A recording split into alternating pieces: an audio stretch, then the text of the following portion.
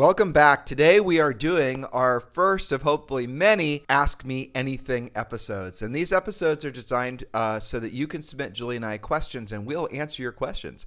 And these questions can be about anything. And obviously our area of expertise is small. Limited. Yes. So if you submit questions asking us for the winning lottery numbers or alien invasions and whatnot, and I'm not talking about southern border variety, I'm talking the ones from interstellar alien. Exactly. We'll probably pontificate, but we probably won't have anything useful to offer. But yes, with regards to real estate and things related to business and rental properties, and I think wealth accumulation and all these good things, those are where we are most comfortable and competent. So we did have a lot of you submit questions, and we found most of the questions kind of fell into several main buckets. So if we don't personally thank you for submitting your question, forgive us. It's just because your question was similar enough to other questions that we didn't want to say, what are your 3 best sources of lead generation? This question was asked by all these, 14 people. Mm-hmm. So if you'd like to submit a question for, maybe we'll do one of these next week too. We like doing pods like this. It's frankly a heck of a lot more, or less production work, but more cerebral work because the questions are so varied. But yes, if you'd like to submit a question, just text me directly at 512-758-0206, 512-758-0206. And also, I'd like to thank all of you who joined our new newsletter this week. And the newsletter is going to be what we feel might be one of our best production efforts. It's going to combine the notes from the podcast, but also we're going to be having a lot of exclusive content. Like for example, today I'm doing 3 interviews with what we feel to be some of the most influential agents in the United States. And we're going to expand those interviews to folks in Europe as well, because we have a lot of European listeners. So the interviews and all the other content is available for you anytime, but you have to subscribe to the newsletter. It's simple to do, and the best part of it, I think all of you will agree, is it's free. So just go to harrisrealestatedaily.com, harrisrealestatedaily.com, and you can subscribe. And the link to join the newsletter is down below. Remember, when you join, you have to go, and it's a double opt-in deal. So you have to, go to your email and you have to click a link acknowledging the fact that you want the newsletter. Otherwise, you won't get it. But again, it's harrisrealestatedaily.com. And thanks to the thousands of you who have already subscribed. And again, it's free. So go there right now, harrisrealestatedaily.com. All right, so on today's show, we're going to answer, I believe it's 5 questions. And as Tim mentioned, these sort of came from several of you with different flavors. So let's start with number 1. And here's the question. I'm in a schedule rut. I tell myself that tomorrow is the day I'll do what I'm supposed to do, but then I don't do it. And then it's sort of like Groundhog Day. The next day you say you're going to do it. The next, maybe this afternoon's when I'm going to get to it. So this is going to be a discussion between you and I. To me, that's sort of a mindset question wrapped up in a schedule question. Does that make sense? No, we'll see. Let's see how you finish answering. So in a schedule rut. All right. So for me, from a coaching standpoint, I would ask, do you have a schedule? Do you have it and you're not following it? Do you not know what you're supposed to be doing so you don't do it? Or do you know exactly what you're supposed to be doing? You're just dodging it with things like creative avoidance, doing all of the things that are easy to do or fun to do, working on your business, tweaking things instead of working in your business, doing the real work of real estate, like lead generation, lead follow-up, presenting, negotiating, and closing. So it could be any number of those things. Do you just not, maybe you're a new agent, you don't know what you're supposed to do. That's forgivable, that's fixable. Or maybe you're just avoiding it. So to me, it's why do you give yourself the option to do it or not do it? So there's 2 thoughts I have on this one. Sure. Really, at the end of the day, everyone has a schedule, whether it's a formal schedule or not. You wake up, you brush your teeth, you take your shower. Maybe you have a family that you have to, take care of, all the rest of it. So we all have schedules. We all have things we have to do every single day. Some people are not going to be getting the best results for themselves from following an actual schedule. I've coached plenty of people like that. Mm-hmm. So this is a minority. Truthfully, it's probably less than 10%. So less than 10% of you, if we try to force you into a schedule where at 9 o'clock you're doing this, 10 o'clock you're doing this, it's just not going to work for you. It'll never work for you. It works against how your energy flows and really how you get things done. But for those 10%, and really for everyone, it's what you got done that particular day that matters. So a successful day usually comes down to 3 to 5 things, no more than that. And we help you to define what those 3 to 5 things are. But for example, one of the things would be working out. Another thing would be showing overt gratitude towards, put a number to it, 5 people per day. Obviously doing all your lead follow-up, doing, making 10 contacts a day, those types of things. So there would be a list of, things that are the most important, taking your supplements every day, praying every day, right? So there are 3 to 5 things that when you do every single day, the accumulation effect, in other words, doing those things over and over and over again, actually starts to build and pays massive dividends. And you guys can imagine what I mean by that. So if you hate a schedule, can't do a schedule, will never do a schedule, screw schedules forever, right? You are like our kid who hates going to school, not because she hates school, because she hates being told what to do. That's very true. Yeah. I mean, so if that's your approach, but you can get 3 to 5 things done at a high level every single day, then, go you, don't follow a schedule. Now, the flip side to that is most people are not like that. Most people, and what they've learned is that their energy flows better in the morning. And that the reason is because you've had sleep, your hormones are in check, you probably have a better mindset, all the other things that go along with it. The day's worth of burden hasn't really accumulated and sapped your energy. So in the morning is where you want to, generally speaking, get all the things that you want to do the least done at the highest level. So the doing what you don't want to do when you don't want to do it at the highest level portion of your day is going to be I'll air quote this, easiestly done. What's the word? Most easily accomplished. Thank you. Whoa, someone's becoming a human Grammarly. In the morning. In the morning, right. She's only because we're doing this podcast in the morning. Ask her to try to figure out the hell I was saying in the afternoon. Right. No, forget it. Yeah. So that's kind of some things to think about. But really an effective day and an effective life comes down to 3 to 5 things doing at the highest level and the accumulation effect of having done those things every day. Yes, I 100% agree with you. As long as, if you're going to be a non-scheduled type, as long as you are following what Tim just said, I think when you say 3 to 5 important things, it's having and maintaining those daily minimum standards that you never get away from, right? So you shouldn't end the day with leads that you haven't followed up on. That makes sense. That's a high use of your time. You should be working out every day. And I agree with you that it needs to happen in the morning. If you're going to try to control your time, whether that's having a schedule with an alarm and time blocking, or whether that's saying, I'm going to do my 3 most important things before noon, you are about 5,000 times more likely to actually do it in the morning. Why? Because your voicemail, your email, coach friend of mine used to call that the box of snakes. It will get out by the afternoon, and then your chances of doing the important stuff is very minimal. That's right. So hopefully we've answered that question sufficiently. By the way, when you join Premier Coaching in the first level of Premier Coaching, and the first level of Premier Coaching is free, and just go to premiercoaching.com or click the link below. But there is a fill-in-the-blank business plan. It's called the Real Estate Treasure Map, and it's a very, 60 pages. Print all those pages out. It used to be a book, but now we just give it away as part of the first level of Premier Coaching. And in that is a suggested schedule and how to go about creating your schedule.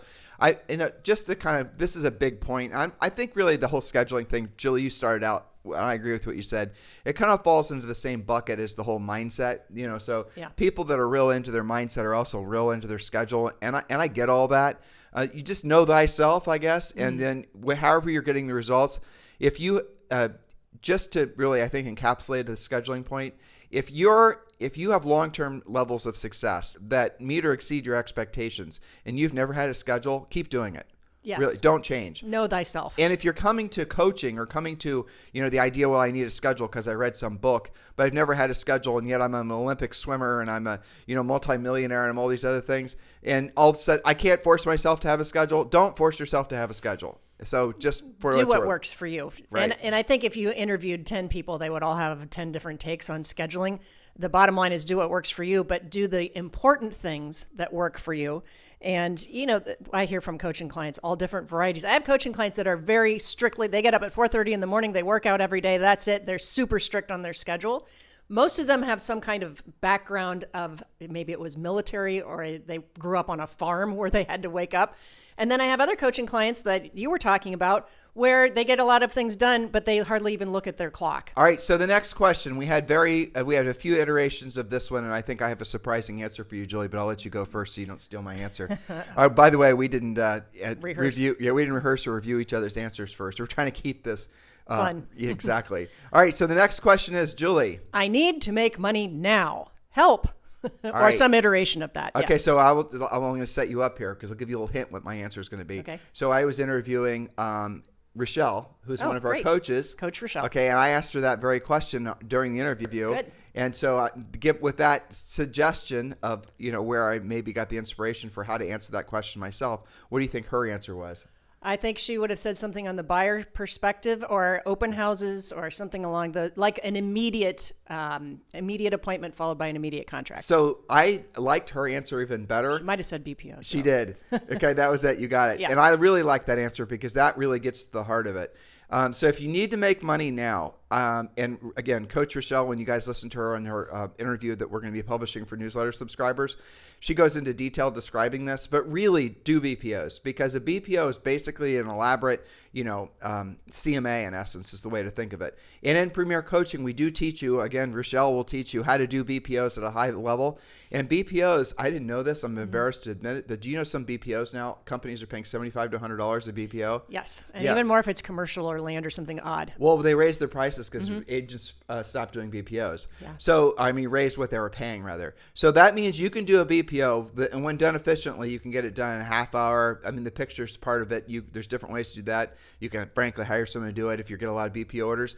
But you could start earning, $300 to $500 a day just by doing BPOs, which for many of you will be more than enough to cover all whatever your personal daily burn rate is.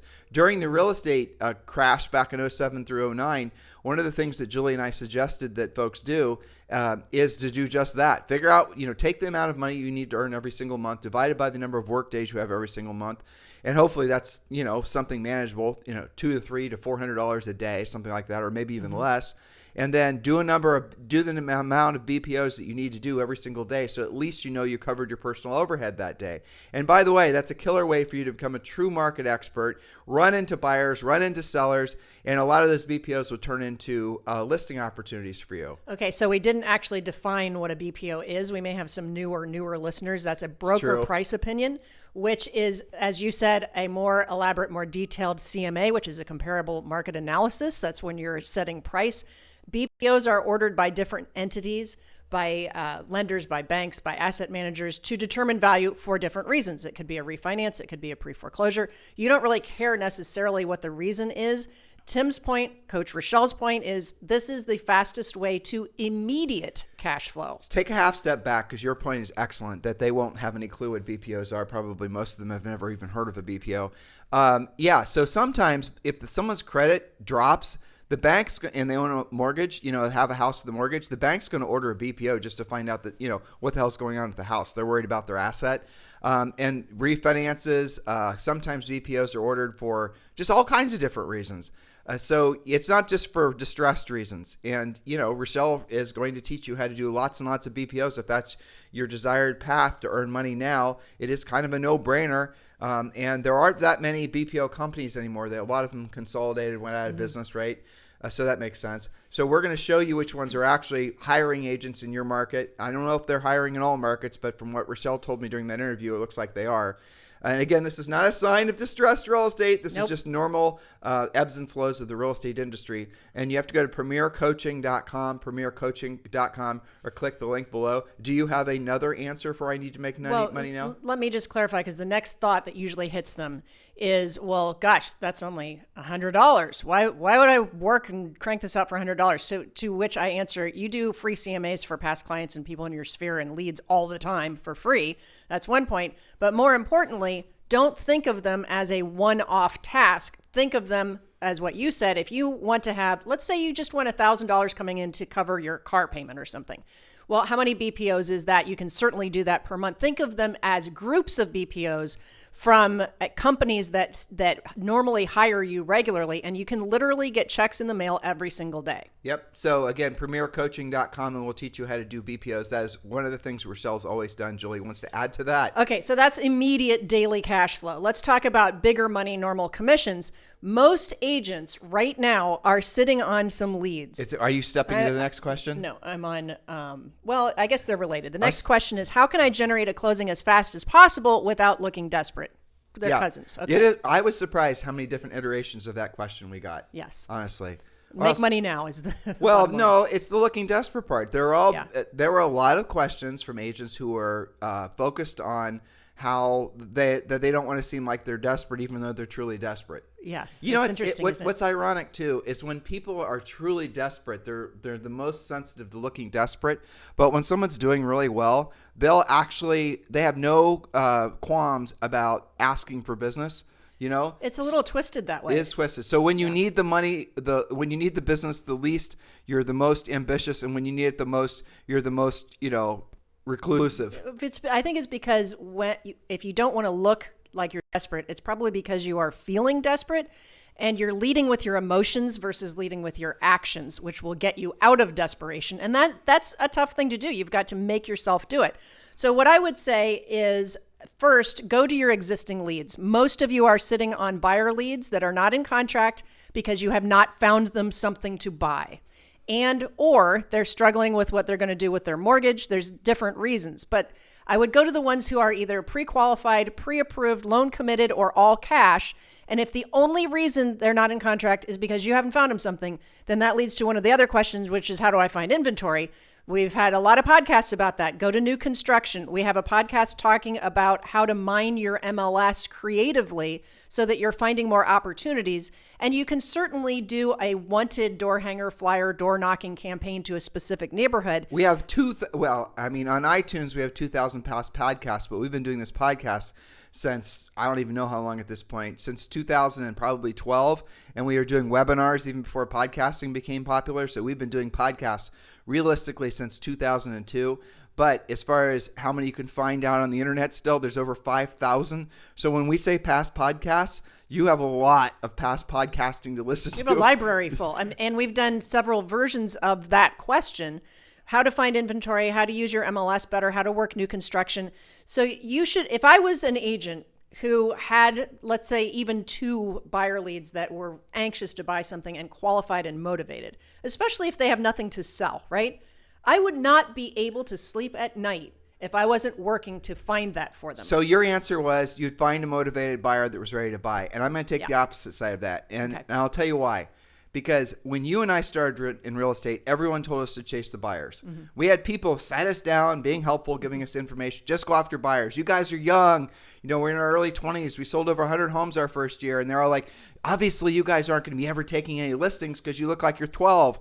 So just focus on the first-time buyers. Well, fortunately, Julie and I didn't listen. And what we realized were the sellers were frankly the ones to go after. Because when you take a listing, not only does that seller, you're going to sell that listing, but that seller probably has to buy something. There's 2 transactions. Mm-hmm. And you're going to be able to do open houses and a lot of other things to generate a lot of other buyers and so on and so on. So my suggestion would be absolutely 100% go after a for sale by owner, an unrepresented owner, or an expired. That's what I personally would do. I agree. I will put a little frosting on that, which is, if you're going to do that, you probably need to be polishing some of your skills. But at the same time, don't feel like you have to be 100% perfect at it to start doing that. You're going to learn so much more by being in front of actual for sale by owners and actual expireds. So don't live in fear of the unknown. If you're saying, gosh, that seems so advanced, I don't know what to say, I don't know how to say it. Well, that's why we have coaching. But also, also you're going to figure out what to say and how to say it through more and more appointments. What Julie just said is the bottom line. Don't wait to, perfect your skills and get all your stuff done and all the rest of it. Just go out there and you'll be surprised how frequently, especially with a for sale by owner, they'll list with you. Even if you're brand new licensee, never sold a house, let alone listed one before, there's a lot of great other options, other experienced agents in that particular market that they, could be considering. All these things that you're going to be telling yourself, and yet they list with you. Why? Because you knocked on the door, because you called them, because you were nice, because you did maybe only 30% of what we suggest you do when you're going after an unrepresented owner, aka for sale by owner. You just barely skim the surface of what we teach you to do in the coaching program because you just joined or something like that. You guys get what I'm saying? But you showed up. You were in front of them. I can't remember. It might have been our original broker that said 80% of winning in real estate is being there. Well, 80% is being there with energy and enthusiasm. Yes. Well, some of these guys have nervous energy. It's okay to turn that into nervous energy and enthusiasm. I remember some of our first listing appointments. That's how we felt. And we still took the listing. Why? Because the seller said, you were the only one that seemed excited about selling the house. 100%. And that's what you'll experience too. That's the unfair advantage that newness and nervous energy gives you, especially if you're competing against old, grizzled veterans. And some of them are old and some of them are literally grizzled. Some more than others, yeah. So when they don't call on time, they kind of just sloth around. They're just sort of like assumptive that they're going to get the business. In those markets, when you have competitors like that, it does not matter if you're old or if you're young. If you have energy and enthusiasm and you're following a somewhat scripted approach like what we teach you in Premier Coaching, you will win even with lack of experience more often than you're not. And if you are an old grizzled veteran agent and you don't want to become irrelevant and you want to frankly stay transactional for many years to come, you got to make it so that you're not being easily beaten by the younger generation of people just because they have energy and enthusiasm, just because, they're acting a little bit more modern than you are. You got to update your skill set. Otherwise, the market's going to pass you by. And it is an interesting phenomenon. I think all of you over 40 will agree. It used to be that trends, let's call them, would last maybe a decade. But have you all noticed that now it's generally speaking less than 6 months? And I'm talking about business trends. I'm talking about just the different vernacular words people use. Everything, it changes so fast. It's because we're all interconnected from the internet. I mean, Julie and I are from Ohio, and the old joke is if the world ever comes to an end, you want to be in Ohio because you at least have another 2 or 3 years left. Exactly. And you know what? We kind of took that offensively the first few times we heard it. But then we started to travel and we realized that joke was funny because it was true. I mean, everything that happened on the coast, for example, happened way before it would happen in Ohio. Now, of course, as we've gotten a little bit older, we appreciate the fact that things were a little bit slower and we sort of miss that slower pace of life. I would agree but with that. That's kind of funny, isn't it? Yeah, absolutely. Yeah. But in any event, so just keep all these things in mind. You want to go on to the next question? Well, we touched on it a minute ago. How can I find inventory for all of these buyers? That's the next question. Yes. And so here's the thing. I read 2 reports, one from List Reports, one from Housing Wire this morning, about inventory continuing to climb. This is one of the most exciting stories, I think, about our industry this year. And I think it's probably the most important thing that's going on. We have more inventory. I think we're just about to 700,000 actives, not counting new construction.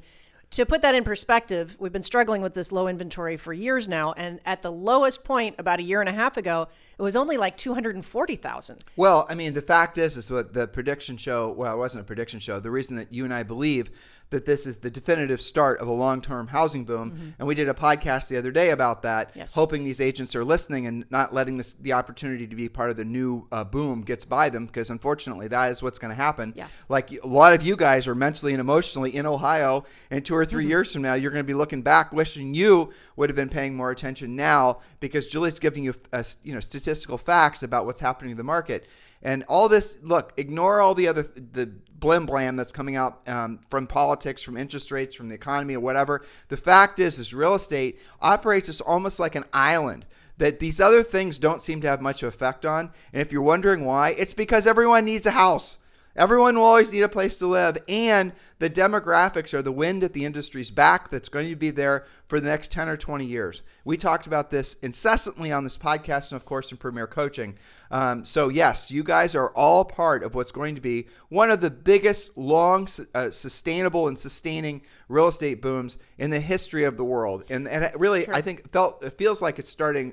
I mean, maybe 3 or 4 months ago when the inventory started. But I'll tell you the big thing that changed. What's that? Was people's attachment to super low interest rates. I 100% agree. And I can tell you straight off of coaching calls yesterday, because I asked coaching clients about this. What is the, what's the collective unconscious in your market? How do people feel? What are they saying to you? And I heard many times they would say something like, it seems like people are now accepting that rates are going to settle in right in the 7s, high 6s, low 7s.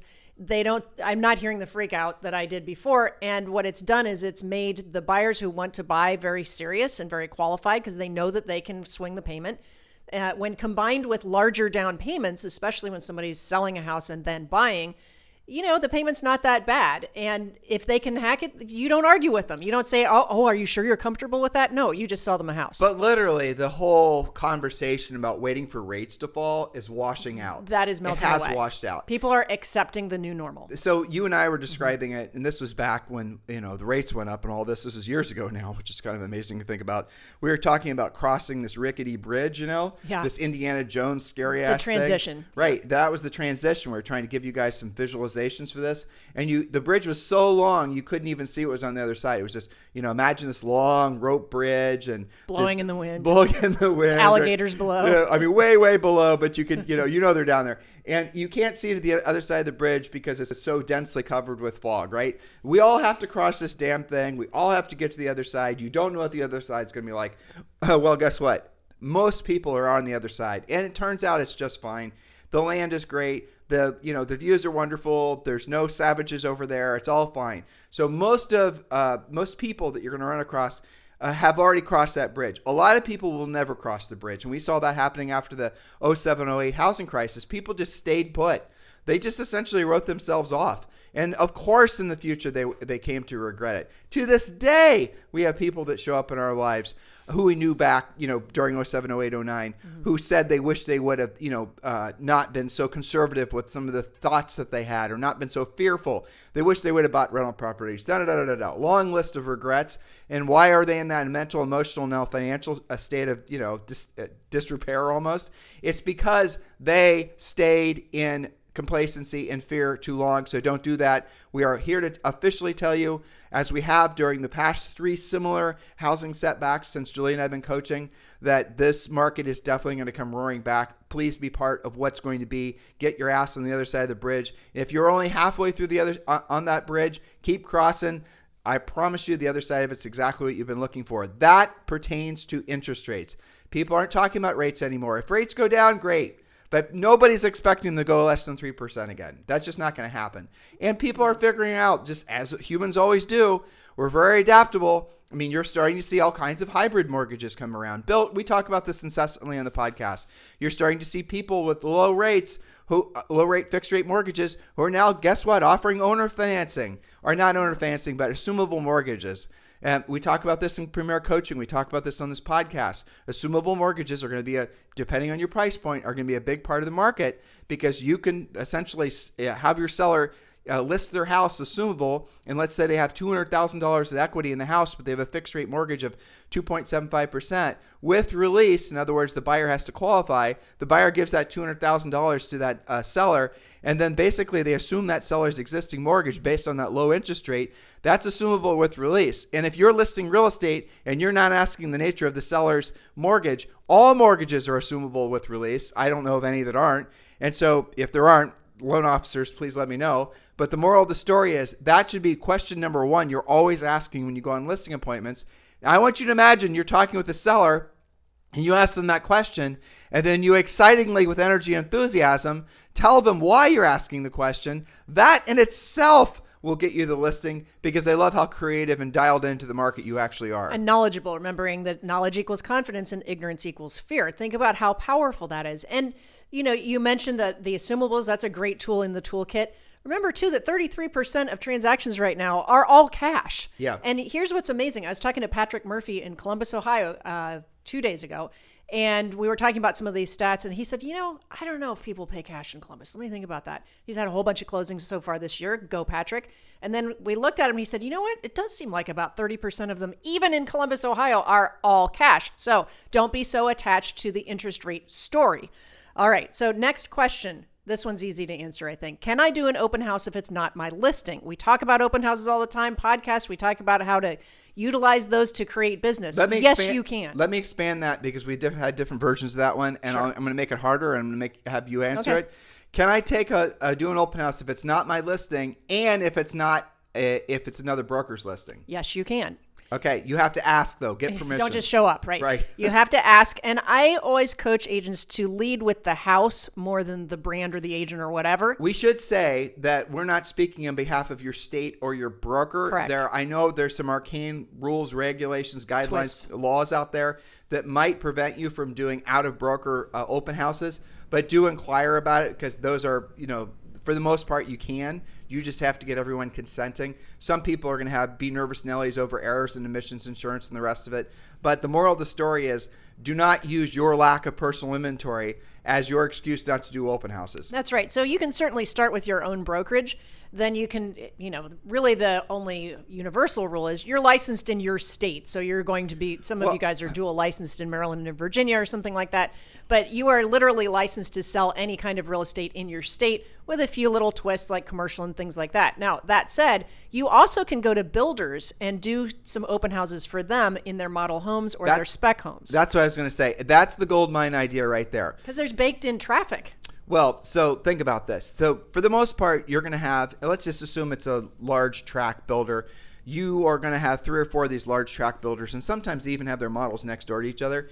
Well, there's going to be one employee build rep that's going to be in that, that home. And they're going to be sitting there waiting around for buyers to show up, maybe agents to show up with their buyers. They want to have their nights and weekends back. They want to go to Sally's baseball game. They don't want to have to, well, how about this? Maybe they have to go out and show lots, and then what happens is they lock the door, they put a little sign on the door saying, I'll be back in 10 minutes or whatever. You guys, this is an opportunity for you to become their, unpaid assistant. I'm not asking you to go in there and ask for money, unless, of course, they're going to offer it.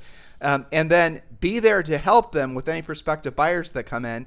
At the very least, you can have a cursory understanding of the process of working as a build rep. And that buyer, when they walk in, will be registered with you. So if they decide to build with that builder, you're going to get a commission on that sale. Now, more importantly, what you're going to do is build a relationship with that new build rep where they'll start feeling comfortable to refer to you maybe buyers that don't want to buy one of their new construction homes, but also those buyers who have homes to sell. This is a killer way to get listings. And in the marketplace right now, this wasn't true 5 years ago, let alone 10 years ago, what we're sharing with you now.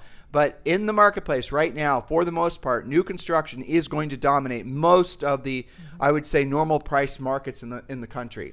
The D.R. Hortons and the rest of it, they're going to dominate. They just are. So and if you don't believe me, go and read the quarterly filings from the new construction builders and read about how many freaking lots they're developing and how much new construction they're planning on doing. They are incredibly ambitious because they know that the market is definitely coming their way. So yes, befriend as many of these new build reps as you can. And again, lots of coaching, lots of training. We talk about this incessantly in the podcast, but get into great detail at premiercoaching.com, which you can join for free. And definitely learn how to become a new build rep's best friend, if not all of the new build reps in your marketplace's best friends. And you'll be surprised how frequently they send you business. Absolutely great coaching on that. And of course, this is a podcast, so we're giving you ideas. We're answering your questions. We're not doing the drill down that you get in Premier Coaching or certainly in Elite Coaching. So if you like what you're hearing here, then you know what to do. Get over to Premier Coaching, get signed up so that you can have even more in-depth coaching literally on a daily basis. So if you like today's podcast, it's a little, I think, unscripted. You, Julie, and I usually follow an outline. But if you like today's Ask Me Anything format and you want to participate, please do send your questions. Just text them directly to me, 512-758-0206, 512-758-0206. If it's a personal question that you don't want to be, mass distributed to all of our podcast listeners, I understand. I'll just answer those questions on a one-on-one basis directly with you. But if I think the question will benefit as many listeners as we have on a regular basis, tens of thousands, then I'm going to obviously read it on the podcast. So in the meantime, thank you for keeping this the number one listened to daily podcast for real estate agents in at least the United States. It is truly our pleasure and honor to be of service to all of you. Now, please repay the favor and give us a 5-star review and a comment over on iTunes while you love the podcast, because we know you do because you listen to it every day, right? And then, yes, that would be helping us tremendously, because your kind words and 5-star reviews then send out to the iTunes algorithms that this is a podcast that the iTunes folks should be sharing with as many other potential listeners as possible. And that helps us to stay on mission, which is being of service to real estate professionals all over the world. Have a fantastic day. We'll talk with you on the show tomorrow.